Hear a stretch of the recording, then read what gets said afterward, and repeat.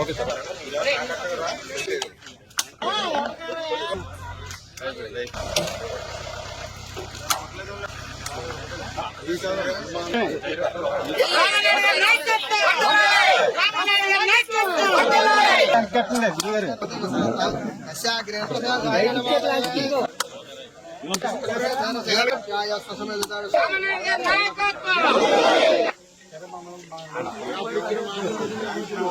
ఈరోజు ఏదైతే చందపర్రు అదేవిధంగా వెలివిల గ్రామానికి సంబంధించి 1,55,17,000 అంటే 155.17 lakhs తోటి ఈరోజు మరి యొక్క శంకుస్థాపనలు మన రైతు మన రామారెడ్డి కార్యక్రమంలో చేసుకోవడం జరిగింది.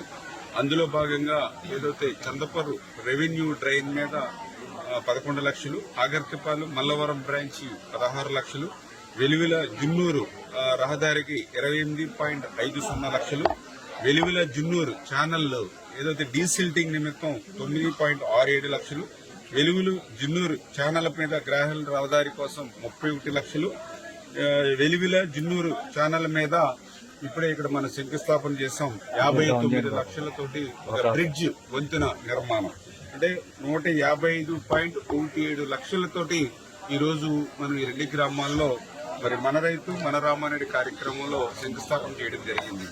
ఇప్పుడే మనం చూస్తున్నాం ఏదైతే కలలవారి పాలెం బీసీలందరూ కూడా ఎన్ని కుటుంబాలు కూడా బీసీలు గత 5 సంవత్సరాల్లో ఇన్ఛార్జీలుగా శంకుస్థాపనలు చేశారు. ఒక్క ఇటుక ముక్క కూడా పెట్టలేదు వాళ్ళు.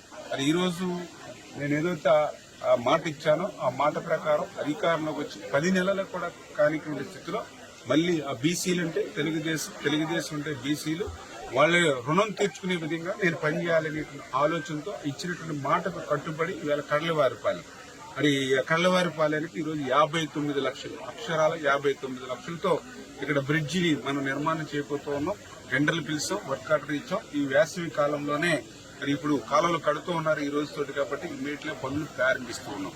అదేవిధంగా ఇప్పుడే ఇక్కడ వెలువెలు గాని చందపూర్ గాని ఆక్వా రైతులు గాని అదేవిధంగా వరి రైతులు గాని చాలా సంతోషంగా, ఎందుకంటే ఆ రోజు 14-19లో మీరు వేసినటువంటి రోడ్డు తప్ప మళ్ళీ 5 సంవత్సరాల్లో మా వంక చూసిన వాడు లేడు, రైతు పేరు చెప్పి పలకరించినటువంటి వాడు లేడు.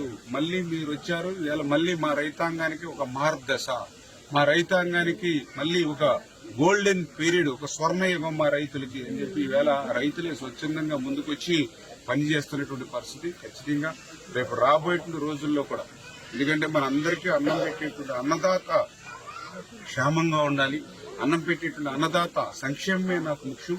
అందుచేతే ఒక రైతు బిడ్డగా, ఒక రైతు పక్షపాతిగా, అందులో కూడా ఈ గ్రామంలోనే ఇప్పుడు వెలివెల అటు చందపూర్ మధ్యలో ఆగర్తిపాలెం అంటే ఇక్కడ గ్రామంలో పుట్టి పెరిగిన వ్యక్తిని ఈ ప్రాంతంలో ఎక్కడ ఏ సమస్య ఉంది, ఏ ఇబ్బంది ఉంది, ఏ కాలువ నీళ్లు ఎక్కడి వరకు పోతాయి, ఏ బోధి మీద ఎంత సాగు అవుతుంది, ఏ కెనాల్ పూడికి అయిపోయింది, ఎక్కడ ఈ గ్రావెల్ రోడ్డు ఎవరికి అవసరం, అట్లా ప్రతి దాని మీద కూడా ఒక స్పష్టమైనటువంటి అవగాహన 15-20 సంవత్సరాలు ఎన్నికలకు నిలబడక ముందు నుంచి కూడా నాకు అనుభవం ఉన్నట్టు వల్ల ఈ పనులు ఇంత యుద్ధ ప్రాతిపదిక మీద చేయగలుగుతున్నాం.